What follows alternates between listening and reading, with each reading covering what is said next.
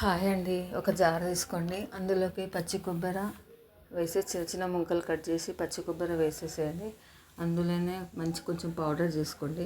Powder చేసుకున్న తర్వాత 4-5 పచ్చిమిర్చి వేసేసేయండి. అది కూడా పేస్ట్ చేసేయండి మంచిగా, వాటర్ వేయకుండా అండి. చూడండి మెత్తగా పౌడర్ అయిపోయింది. పచ్చిమిర్చి కూడా బాగా పేస్ట్ అయిందండి. ఒక చిన్న కుక్కర్ పెట్టుకొని 2 స్పూన్స్ ఆయిల్ వేయండి. 1/2 kg బీరకాయ అండి.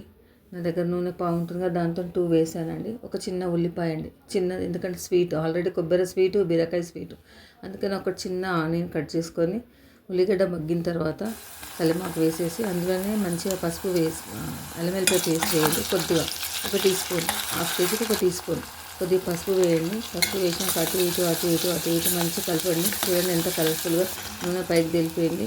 మంచి బీరకాయ చిన్న చిన్న ముక్కలు తరిగి పెట్టుకున్నాం కదా, అది కూడా వేసేసేయండి. అటు ఇటు కలపండి. చూడండి ఎంత మంచి కలర్ఫుల్గా వచ్చిందో. 2 ఆకుల మెంతి కూర అండి, అది కూడా మంచి కడిగి వేసేసేయండి. అది ఎందుకంటే టేస్ట్ బాగా వస్తుందండి, చపాతీలోకి రైస్లోకి బాగుంటుంది. మంచిగా కొంచెం ఉప్పు వేసేయండి. మనం చేసి పెట్టుకున్న పచ్చిమిర్చి పేస్ట్ ఉంది కదండి, అది కూడా వేసేసేయండి. అటు ఇటు మంచి కలిపేసేయండి. చూడండి ఎంత కలర్ఫుల్గా ఉంది. నోట్లో నీళ్ళు వచ్చేస్తున్నాయండి నాకు చెప్తుంటే. చాలా బాగుంటుంది. ఇలా ఒకసారి ట్రై చేయండి. మీదికి కొంచెం 1 టీ స్పూన్ కారపొడి వేయండి, ఎందుకంటే కలర్ఫుల్ రావడానికండి. పచ్చి కొబ్బరి కొంచెం కారం తగ్గితే చూసి వేసుకోండి. మంచిగా నేను కొంచెం పచ్చిమిర్చి కొంచెం తక్కువ వేసాను, అందుకని ఎర్ర కారం కూడా వేసాను. కలర్ఫుల్ బాగుంటుంది కర్రీ.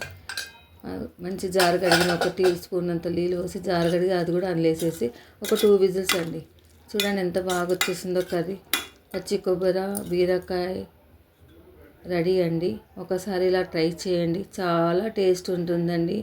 రుమాలి రోటీ, పరోటాకి, చపాతీకి, రైస్లోకి చాలా బాగుంటుందండి. వన్స్ ట్రై అండి.